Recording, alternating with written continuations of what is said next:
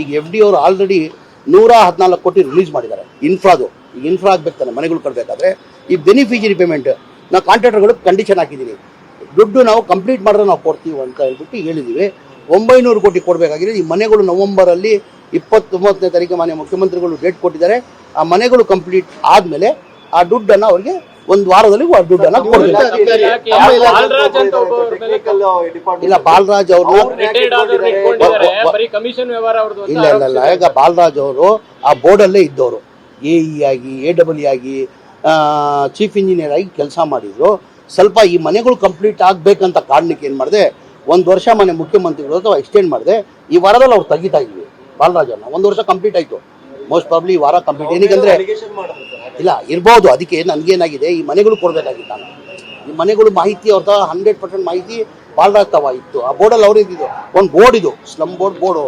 ಈಗ ಬೇರೆಯವ್ರು ತಗೊಂಡು ಹಾಕ್ಕೊಂಡ್ರು ಅದಾಗ್ತಾ ಇಲ್ಲ. ಹಾಗಾಗಿ ಅವ್ರ ಅವಧಿ ಮುಗಿದ್ಮೇಲೆ ನಾವು ಸುಧೀರ್ ಅಂತ ಇದ್ರು, AEE ಅವರು ಸುಧೀರ್ ಅಂತ ಇದ್ರು, ಅವ್ರನ್ನೇ ಈಗ ಚೀಫ್ ಇಂಜಿನಿಯರ್ ಪೋಸ್ಟನ್ನು ಜವಾಬ್ದಾರಿ ಕೊಟ್ಟು, ಏನಕ್ಕಂದ್ರೆ ಈ ಮನೆಗಳು, ನನ್ನ ಉದ್ದೇಶ ಒಂದೇ, ಈ ಮನೆಗಳು ಬಡವ್ರ ಮನೆಗಳು ಕೊಡಬೇಕು.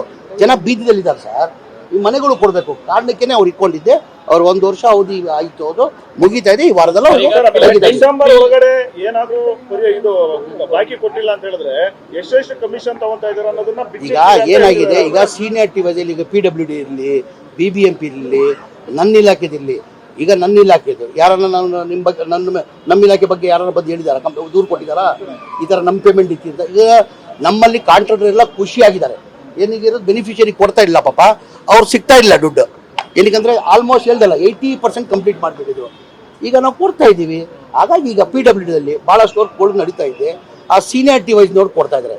ಈಗ BBMPದಲ್ಲೂ ಅಷ್ಟೇ, ಎಲ್ಲರಿಗೂ ದುಡ್ಡು ಕೊಡೋಕ್ಕಾಗಲ್ಲ, ಕೆಲಸ ಯಾರು ಮಾಡ್ತಾರೆ ಸೀನಿಯಾರಿಟಿ ಕೊಡ್ಕೊಂಡು ಬರ್ತಾ ಇದೀವಿ ಅಂತ ಎಲ್ಲರಿಗೂ ಕೊಡ್ಕೊಂಡು ಬರ್ತಾ ಇದ್ದೀವಿ. ಆಯ್ತು, ನೀವು ಹೇಳಿದ್ರು ನನ್ನ ಗಮನಕ್ಕಿರಲಿಲ್ಲ. ಮಾನ್ಯ ಮುಖ್ಯಮಂತ್ರಿಗಳಿಗೆ ಗಮನಕ್ಕೆ ನಾನು ತರ್ತಾ ಇದ್ದೀನಿ. ನನ್ನ ಅನಿಸಿಕೆ ಯಾವುದು ಆ ಥರ ಪೇಮೆಂಟ್ ಯಾವುದು ಕಾಂಟ್ರಾಕ್ಟ್ಗಳದು ಸ್ಟಾಪ್ ಆಗಲಿಲ್ಲ. ನಮ್ಮ ಸರ್ಕಾರ ಬಂದಾದ್ಮೇಲೆ ಇದೇ ಹೇಳ್ತಾರಲ್ಲ, 9,000 ಕೊಟ್ಟಿರಿ, 55ರಿಂದ 60,000 ಕೋಟಿಗಳು ಗ್ಯಾರಂಟಿಗಳು ಗೊತ್ತಿ ನಾವು ಘೋಷಣೆ ಮಾಡಿರಲಿಲ್ಲ. ಚುನಾವಣೆ ಟೈಮಲ್ಲಿ ನಾವೇನು 5 ಗ್ಯಾರಂಟಿಯನ್ನು ಘೋಷಣೆ ಮಾಡಿದ್ವಿ. ನಮ್ಮ ಮನೆಗಳಿಗೆ ಬಡವರಿಗೆ ಫ್ರೀ ಕಟ್ ಕೊಡ್ತೀವಿ ಅಂತ ನಾವು ಘೋಷಣೆ ಮಾಡಿಲ್ಲ. ಬರೇ ಬಡವ್ರ ಬಗ್ಗೆ ಕಾಳಜಿ ಇದ್ದ ಕಾರಣಕ್ಕೆ ಮಾನ್ಯ ಮುಖ್ಯಮಂತ್ರಿ ಸಿದ್ದರಾಮಯ್ಯ ಅವರು ಕೊಡಬೇಕಂತ ತೀರ್ಮಾನ ಮಾಡಿಕೊಟ್ಟಿರೋದು. ಯಾರಿಗೆ ಅನುಕೂಲ ಆಯಿತು? ಕಾಂಟ್ರಾಕ್ಟರ್ಗಳಿಗೆ ತಾನೇ ಅನುಕೂಲ ಆಗಿರೋದು. ಬಡವ್ರಿಗೆ ಒಂದು ಕಡೆ ಮನೆಯೂ ಸಿಗ್ತದೆ, ಬಡವ್ರಿಗೆ ಮನೆಯೂ ಸಿಗ್ತದೆ, ಕಾಂಟ್ರಾಕ್ಟರ್ಗಳಿಗೂ ಅನುಕೂಲ ಆಯಿತು. ನೀವು ಹೇಳ್ತಾ ಇರೋದು ಮಾನ್ಯ ಮುಖ್ಯಮಂತ್ರಿ ಗಮನಕ್ಕೆ ತರ್ತಾರೆ.